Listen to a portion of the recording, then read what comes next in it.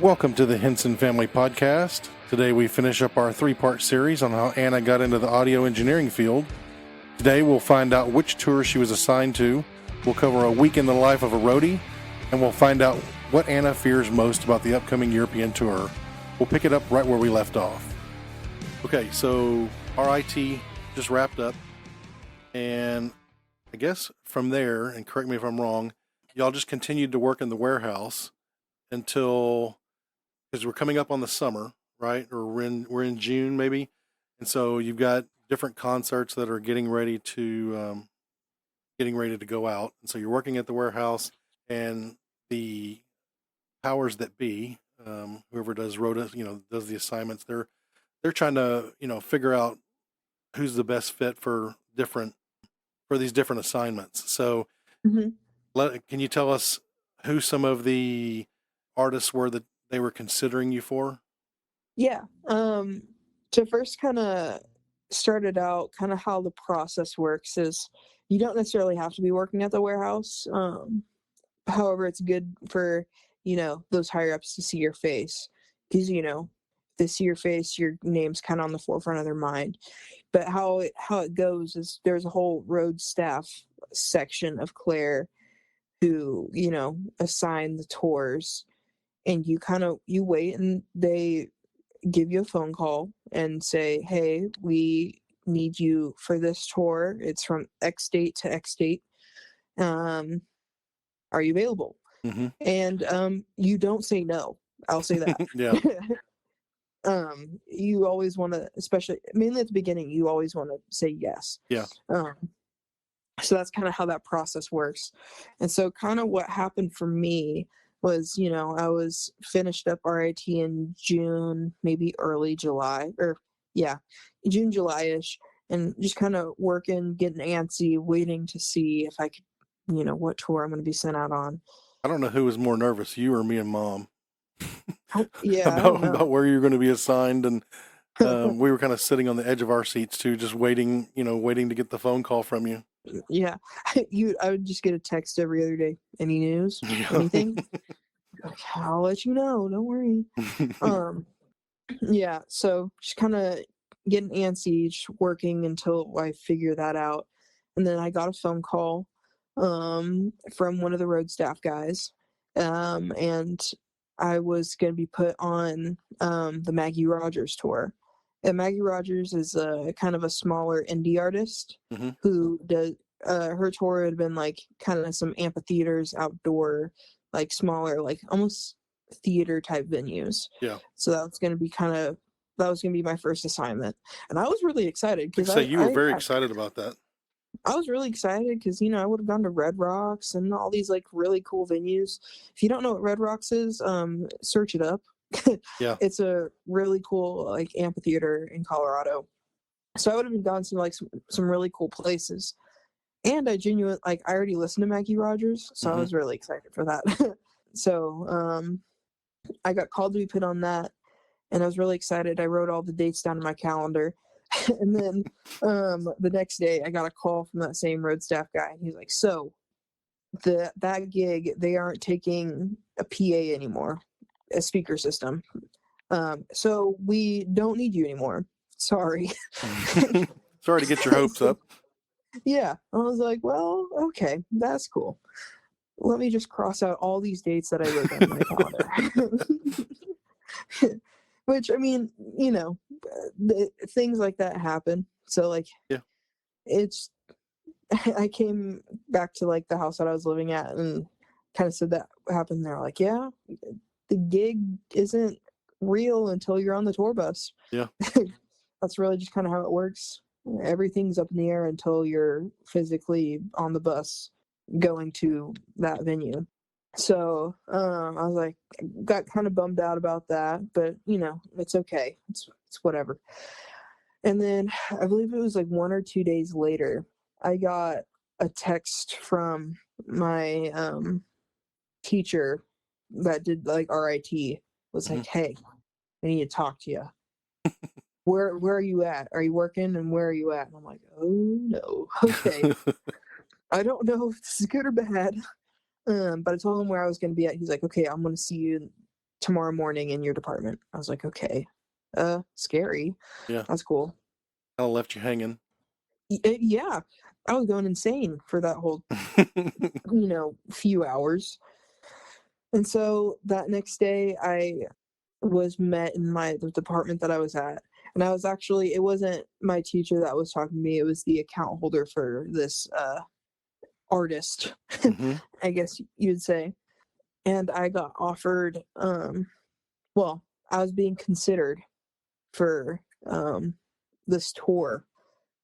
I was like, okay, what is this? And they said, you know, we're considering you to be a PA tech for Metallica. I was like, oh, That's that's a change. that's pretty big. Yeah, because And went and from why did that make you nervous? Had you heard about that tour? so yeah, Metallica is a tour that is kind of now almost like infamous over, at least it's in the Lidditz shop, because they got a lot of stuff to Yeah. say the least. Like the prep for a tour of that size, because they are a stadium tour, but what also makes them unique is that it's in the round, so it's a 360 tour to where all the seats in a stadium are being sold, and so you have to get enough speakers to be able to wrap around the whole stadium and more, and just the design of hmm their production and their stage and everything. It's big. It's So a lot. so some perspective. How many Mhm. people we talking about? I believe so. Oh, let's see. I think we had over 90,000, at least when we were at 90,000. Wow. AT&T Stadium when we Okay. went to Crazy. Dallas. So that kind of gives you an idea Yeah. of the quantity of people. Um, yeah. But So at this point, you're just being considered. yeah, I was told by the account representative that I'd be considered for this. Being that I was fresh out of RIT, I was kind of low on the totem pole of, people that they would want to choose to be put out on a big stadium rig like this hmm with a very complicated system to put up. But I was the one to be considered out of my class. So I was like, okay, cool. Had a lot of confidence in you. Yeah, I was very pleased. I was very excited. It was very shocking to go from Maggie Rogers to Metallica. um, but I was pumped and really kind of hoping that everything panned out to where I'd be on it, and that ended up happening. So I was officially on Metallica tour as a PA tech. So yeah. I'll tell you one thing that I was excited about, and while you're sitting there, working at the warehouse, and they're trying to figure out what concert, what tour they're going to send you out on. I'm thinking tour bus life. Is Anna going to like that? It can be rough, and Yeah. and then you find out, okay, I'm going to be on to Metallica, and Metallica flies everywhere. And I was like, Yes. whew, that's And that's pretty cool. That's awesome. I mean, to be fair, I was really excited about the tour bus life. I really was. I was excited for that whole side of things, which will be coming, because you kind of can't escape it. But with this tour of that size, to give you an idea, Metallica's tour, you spend 1 week in every city. Yeah. So it would not really make sense to be in a tour bus the whole time. So we would fly everywhere and basically be in a hotel a week at a time Yeah. in a different city. So that's kind of a good segue into the next bullet point that I had. So give us like a typical week out on the road with Metallica.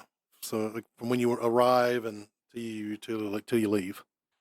Yeah. So how it was kind of structured was our first load-in day was on a Tuesday. And so this one was basically an audio only load-in day where, lighting and video, they were kind of out of the way, just because our stuff kind of had to get up out of their way before they could really do some stuff. Yeah. So I would come in at like, maybe 9 a.m. on a Tuesday, and we'd work until maybe 9 p.m., Mm-hmm. So that whole day we're getting in all our speakers, starting to fly them. When I say fly, I mean, getting them up in the air. Yeah. Get that system flown. And to give you an idea, there's 8 towers that are in a circle around the stage, and each tower has 2 hangs of speakers, and multiply that by 8, and then you have more speakers on the ground and more that are hung by cables in the middle. We have almost 300 speakers that we're hanging, and then I have to get all the cables for it, and everything hooked up. So for anybody listening, just go do a Google search on Metallica M72 tour, and you'll see pictures of the setup that they had, and the towers that Anna's referring to, and I mean it's huge and it's quite impressive. And if you haven't figured it out by now, the title of these episodes has been 0 to 72. That's the tie-in to the Metallica M72 tour. So yeah, surprise. So you arrived on Monday, and then you did all this on, started working on all this Tuesday, right? And then you did all that. So first day of load-ins on Tuesday. Wednesday we continue to just do more load-in. I mean, it takes a long time to get all this stuff up in the air, and Imagine. And so Wednesday's a continuation of that. Work almost like the whole day again, get everything. That's when you start kind of getting a little bit more fine-tuning with some stuff. And then Thursday is almost like kind of a half day. That's where like the final touches, where the subwoofers that are on the ground, making sure they're equally spaced apart. Nothing's crooked. Making sure the cables are tidy. All those like little things that you didn't think about, but like it matters. Oh yeah, and yeah. I got to plead totally ignorant on this. When I go to concerts, I just thought, they just hoisted a bunch of speakers up in the air, and they're just pointing them in all the different directions. But no, I remember you telling us that these speaker, is it an array? I guess yeah. they're kind of curved, and depending on what venue you're at and how it's shaped and everything, that those curvatures and the angles of those speakers may change. So you're having to do that as you're setting that up, and that's determined by the systems engineer, right? The systems engineer does that kind of math and maps it out to get the best coverage for whatever venue you're in, and kind of oversees, okay, this is what we need. How do we get our system to look the way it needs to in order to achieve that? Yeah. And so like it comes down to like, those big subwoofers, they have to be spaced out certain inches apart based off of certain wavelengths in order to get the sound to sound a certain way.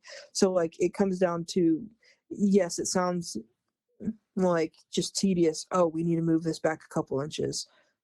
It makes a difference. Well, acoustics and physics, there's a reason why. Yeah. And you just never really know that until like you read about like, the physics behind all of it and how it all works. So there's a lot of tidying and like making sure things are correct, and all these speakers have to be flown to a certain height, and so there's tape measures that that we attach to everything and all this stuff, and so lots of that stuff, and and then we get rehearsals, do some rehearsals on Thursdays, up until late at night, and then Friday is our first show day. And so with their tour, it's every city, there's 2 shows. It's a Friday and a Sunday. And so we load in all the way up until our first show day on Friday. The opening act bands come in and set up their stuff, make sure they're ready to go, and so we kind of got to be there ready for them, do our show, and then get some food after the show, after show food, so catering. Um, and then Saturday is our day off. We get our one day off unless something goes Yeah. terribly wrong. Yeah, if If everything went something okay goes on wrong Friday. on Friday, then no day off. But if everything goes right, we get Saturday off to go do whatever. Mhm. And that's the fun day that I really enjoy the most. And Yeah. you get really close to your crew, basically living with them. Get to experience whatever city you're in on Saturday, and Yeah. then Sunday is our second show day. Same idea. We had, Friday, the opening bands are different than the Sunday opening bands. Mhm. So we're there for those openers that are loading in their stuff on Sunday. And then, our show, and then you get ready for loadout. So right after, Metallica says goodbye and people are leaving, we got our hard hats on and are ready to start loadout. And That's we the bring out long day. Yes. Sunday's the long day that you start in the morning and you don't stop until everything's packed up in a truck and leaving. And so, load out, you bring all your speakers down, the whole stage comes down, everything, like, pack all your microphones away, get all your caddies organized Mhm. and everything like that and put up on your truck. And I mean, this run, we got it down to a pretty good time. We get done around 5 a.m. I remember I believe. y'all kept improving your times. Yeah, we've gotten pretty good. So yeah, we finish in 5 a.m. Monday morning. Really, get everything on the truck and gone, and then we once again get our after show food, aka breakfast. Yep. That's still, that kind of food, and hopefully be able to get like maybe 1 or 2 hours of sleep before your flight to the next city, because Monday's the travel day. Yeah. So if you finish at 5, and sometimes your runner van to the airport is at 8 a.m. So you debate if you would like to take a nap or if it's dangerous that you would accidentally sleep in passing. Don't want to do And that. so, yeah, and then you fly to the next city, and then next day's load in. Yep. Okay, so Anna, I think I want to ask something that I think others might be wanting to know is that what is your relationship like as a roadie to the artist? They might be wondering, wow, do you get to hang out with the artist? I will say it depends on the artist.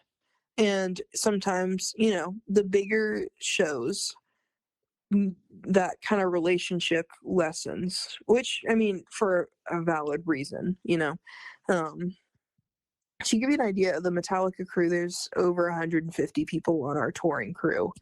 So it's kind of hard. It would be hard to establish that kind of relationship with an artist, especially ones that would like need security with them a lot. Yeah. For, once again, valid reasons, stuff like that. So for me, there isn't much of a relationship there. But I mean, as you go on like some of like the smaller tours with really small crews, and sometimes it just depends on the artist. Some artists, they really enjoy getting to know their whole crew. Some, it's a job, and so like, or if they have family, they come do their job and they go see their family. Like, it just kind of depends. So I'll see them around. They'll be walking around the venue. I know Lars likes to watch Loadout, so Remember he'll you just be saying that? yeah, and he'll post videos on Instagram of just him just sitting in the seats as we're bringing our speakers in, that type of stuff. Yeah. So, it depends. So I'll say that was all you started that August of 2023. That was Yes. your first concert was up in New Jersey at MetLife Stadium. And of Yes. course, we're always asking for pictures. You're constantly sending us pictures. So you Mhm. did that several shows for that North American leg. So we're Mhm. looking at MetLife in New Jersey. Then you went to Montreal, came to Arlington. Then you went out to SoFi Stadium in LA. You Mhm. did Phoenix, and then the Mhm. Power Trip Festival, Yep. and then St. Louis and Detroit. So of Yeah. all of that, what what was your favorite venue? Venue, let's say favorite venue and just hotel, I guess, and stuff. Ooh, I might have venue and hotel is different. Okay. Venue, SoFi Stadium in Okay. LA.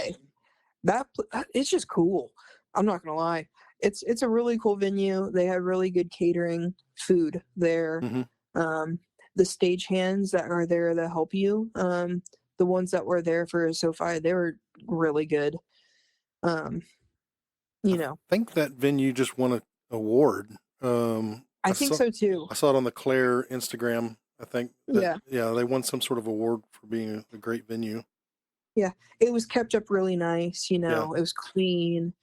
The bathrooms are nice, things like that. So Yeah. I really, really liked that venue. Hotel would probably have to be in Arlington, Texas. I don't know. It was just slick. Yeah. You could tell it was kept up really nice. The area was cool. We could walk to the venue, or AT&T Stadium. Had a really cool pool. I don't know, just things like that. It was just It nice. was unfortunately for you, it was the nicest hotel of the tour, but we had to steal you away for one night and have you stay here at home. Yeah. Casa de Henson. Casa de Henson. Yeah. But a close second for the hotel would have to be Power Trip, the festival that we did in Palm Springs, Yep. because the hotel had a lazy river.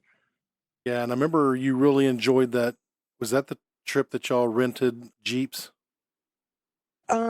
No, Was that that one Phoenix? that was in Phoenix and we went off-roading. Okay. But in during that trip and Power Trip, we did rent a car and we went to Joshua Tree National Park and went climbed a bunch of stuff and went Yeah. stargazing. That's pretty cool. So opportunities like that, Yeah. it's fun.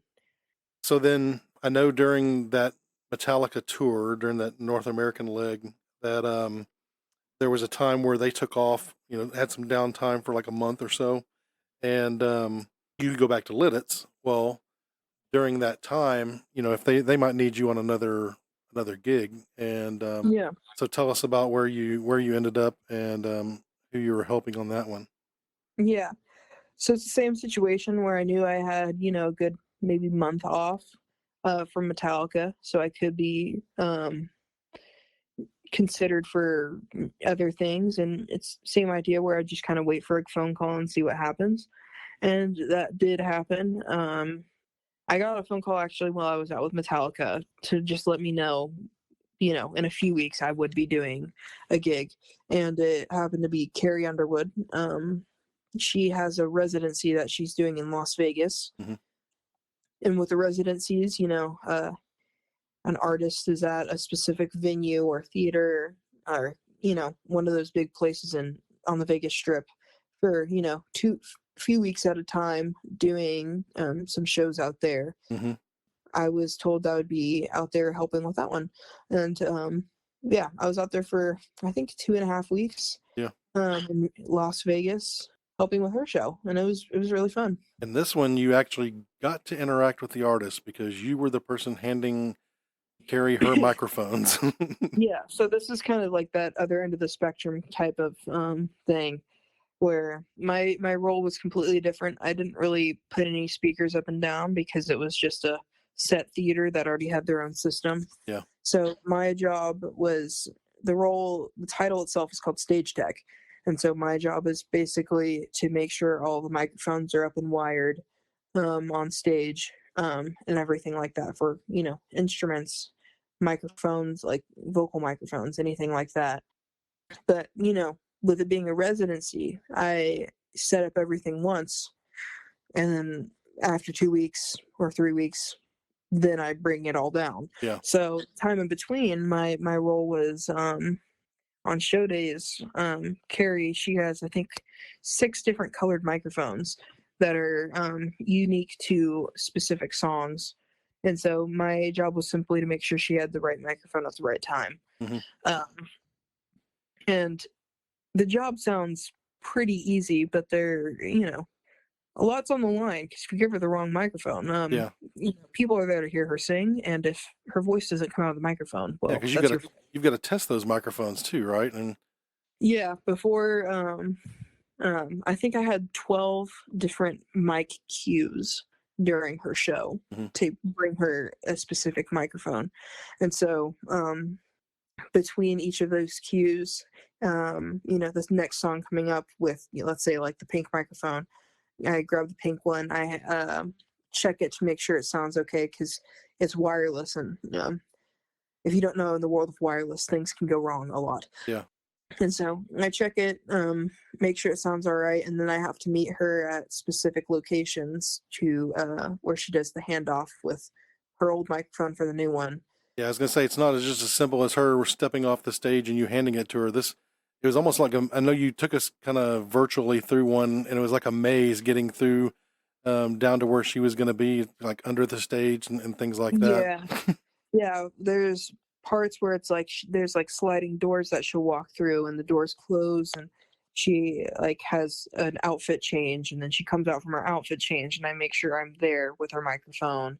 Or there's big set pieces that are lifted from underneath the stage that she has to go down there because like she's sitting on this cool looking set piece, and so I have to be there to make sure I do the exchange there. So running up and down some staircases, running behind the stage, Yeah, things like that. It's fun, and yeah, it sounds simple, but also it's one of those things where if you mess up, everybody's gonna know. yeah. But it's a lot of downtime with this gig too, because she does what 3 shows a week, Yeah, and those other it's 4 days you're opposite. pretty much you're pretty much just lounging at a resort there in Vegas.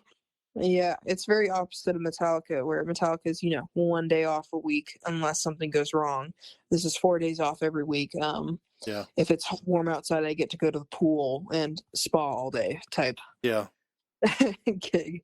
So, yeah. So we're recording this. It's February 22nd right now, and I know you're going to be heading to Vegas to support Carrie again for the first couple weeks in March, and then Yes. the plan is for you to go out with Metallica on their European leg, Hmm. which you'll be leaving probably mid-May, but Yes. leading up to that, you'll be doing a lot of gear prep and stuff. Hmm. So the European leg, I'm just kind of looking at some of the destinations on here. Munich, Germany. Yeah. Now they're also doing some festivals, and it's still TBD on whether y'all are going to be working some of those festivals. So Yeah. I'll just leave those off the list, and we'll just talk about the concert, the actual concert or the tour destination. So Hmm. Munich, Germany, Helsinki, Finland, Copenhagen, Denmark, Warsaw, Poland, and Madrid, Spain. Do you have? Is there one of those that you're more excited about than the other? Ooh, probably Madrid. Okay. I don't know if I really have a good reason for it either. Yeah. I'm just really, it sounds fun. Um, but honestly, any of them. And the cool thing is with the crew that's on the Metallica tour. As I said, there's like at least 150 of us. There's a lot of Europeans that are on this tour with us, Hmm. and so a lot of them are locals in some of these places that we're going to. So you kind of get the inside scoop of the good places to go. The local places. Yeah. Um, you know, like one of the groups, they're all German, so they they know they're going to know some of the cool spots. Yeah. You don't have to. You don't waste a night going someplace that's lame. They already kind of know. Yeah, Here's where you need to go. I'll look less like a tourist um, until they hear me speak. So, Now, I think I know the answer to this next question, but I'll let you answer. Is there anything that you are fearing about this upcoming European leg? you already know the answer. Um, Go ahead. so, uh, fairies, Fairies? You mean like the tooth boats. fairy, or? No, my irrational fear of boats is going to come to life. Yeah, Anna Uh, does not like boats or, any large objects near large bodies of water at all. Yeah, and I've been told that it is going to be inevitable to travel through Europe without going on a ferry, Yeah. and I'm very scared. I don't know what I'm going to do. Well, Luckily, my crew, like my audio crewmates, know of the sphere, yeah. so they will support me through it Yeah. as much as one can. Yeah. Anna, I think that fear started with Nemo, didn't it? With that shark? Bruce? I don't think it Yeah. was necessarily that. Maybe. Do I like to watch Nemo? No. Yeah. But I think it really started. Mom, do you remember that trip that we took where we you could tour like the battleship and there was like that submarine? Yes. I do. I think it was that. Okay. Because I remember we were walking and there was like not necessarily a statue, but it was like in front of like maybe like a museum, and it was a propeller. But it was massive. And I looked at it, I was like, oh. I don't know, it could be kind of creepy when It's you're kind of scary when you're up That's next to it. underwater? Yeah. Yeah. I and then from there it just kind of grew. The more I thought about, the more I don't like it. No Yeah. of it. So yeah. Okay. Well, like I said, I kind of figured I knew what the answer would be. Well, you know what? I think we've come to the end of at least this part of your journey. Mm-hmm. We're going to be keeping track of how everything's going, and what's up and coming. Yeah, what's up and coming, and we're very excited for you. Mom and I actually got passports to in the event that we want to fly over and see a show or something. So you never know. We're ready to go for that on that side of things. So I can't pay for a plane ticket, but I could get you into the show for free. There you go. Yeah, you got us That into helps. Arlington for free, and that was pretty. Yeah. That was awesome being able to be there and see everything behind the scenes. So Yeah, it's been fun. yes, Good 11 months. Yep. Yep, and it's very impressive how you went from zero to Metallica in 11 months, and I don't know if a lot of people could say that. So Oh, I think it's called good work ethic. yes, Thank you. that's a wrap on this episode and our 3-part series. We hope you've enjoyed this behind-the-scenes discussion of how Anna went from zero knowledge of audio to touring the world with Metallica in just 11 months. A big thanks to Anna for taking the time to share her story. If you would, please consider subscribing to our podcast. We do our best to post a new episode each week. If you have comments or suggestions, please email us at podcast@hensonfamily.me, podcast@hensonfamily.me. Until next time, thanks for listening.